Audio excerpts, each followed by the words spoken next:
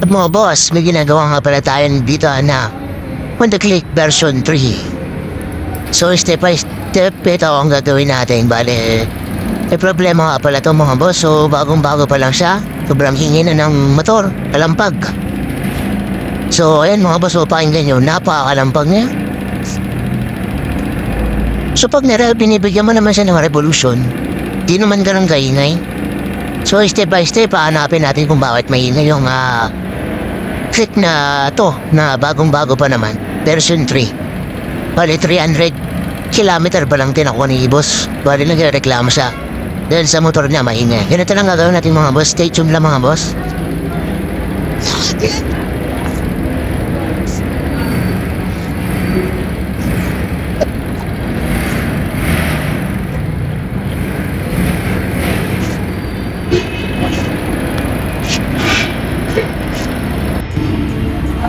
Yo, update mga boss. Bale, ito nga pala.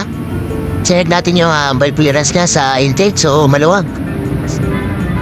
Maluwag siya ng 0.20 mm. So, ayan, pinagdalo ko na yung 5. Yung 5 na pinasok ko dyan, pinagdalo ko. Bale, malaki pa rin talaga ang clearance. Bale po, makapalo siya ng 0.20 mm. So, i-adjust natin yan mga boss. Gagawin natin yan ng standard.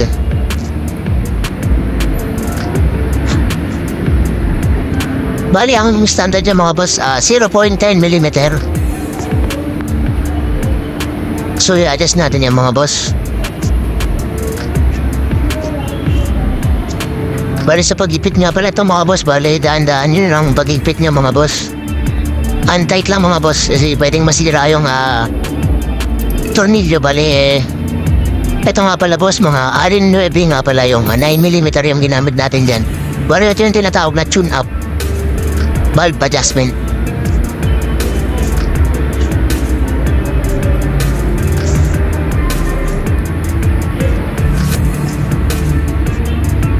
So wag mo titune up nga pala kayo mga boss, kailangan naka-top dead center. Ito nga pala yung valve clearance ng motor natin mga boss. Bali ayan, lumalabas yun ng 1024.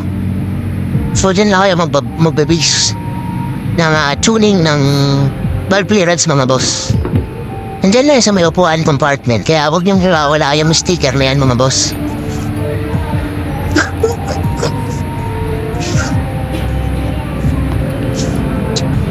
So i-adjust naman natin dyan yung ilalim. So i-check muna natin yung clearance, yung kung anong clearance na nakalagay dyan mga boss.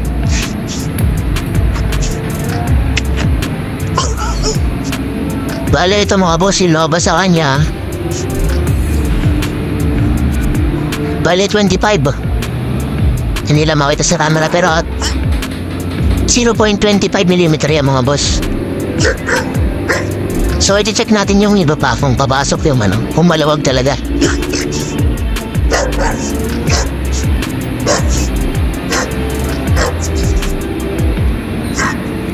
Hanapin naman natin dito yung 20.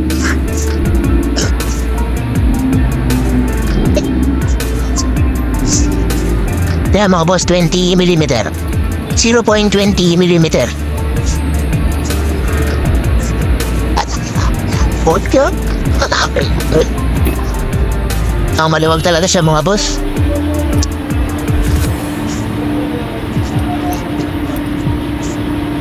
So, ilugan na natin yung mga boss na si-adjust na natin. Lagay lang natin yung mga boss ng 20. 20 na medyo masikip.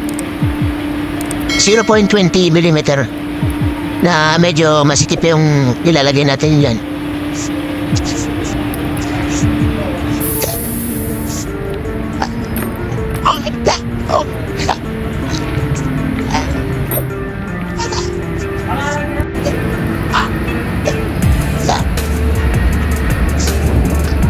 So ayan na mga boss, isasara na lang natin yan. Tapos check natin, paandarin natin mga boss kung wala na yung lagatik niya. So hintayin nyo muna ang bumambay lang kasi may lagatik pa yan. Kailangan may magkalamas mo na yung ibabaw ng cylinder head bago nyo i-check. So mga 5 minutes bubomba na yung lamas na. Bale ito na nga mga boss, medyo nawala na yung kalansin yung motor ni boss. Bale ito na nga talaga nagka-problema sa kanya. So medyo maingay yung natin lifter, pero yung hingay nito wala na. So okay goods na to mga boss, isasara na lang natin yan. Bagong bago pa naman to mga boss oh. Ito nga pala tayo sa motor trade, Sampaloc, Espanya. Sakali dito kayo pupunta magpa-troubleshoot mga boss. Bale ito ibabalik na lang natin yung mga tinunggal natin.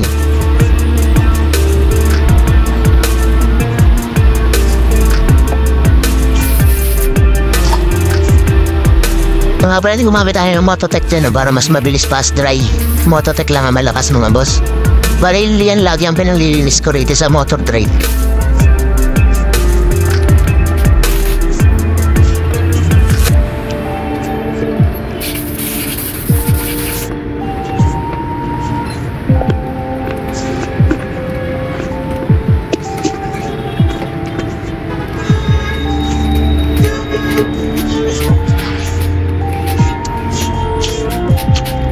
Malipitan na lang natin yan mga boss.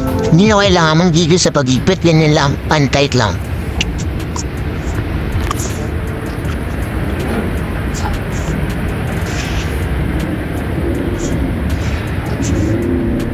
So okay na to mga boss. Bali ano 300 kilometer pa lang tinakbo na yung motor ni boss. Okay goods na to. Pwede na makauwi si boss. Thank you boss, maraming salamat sa suporta.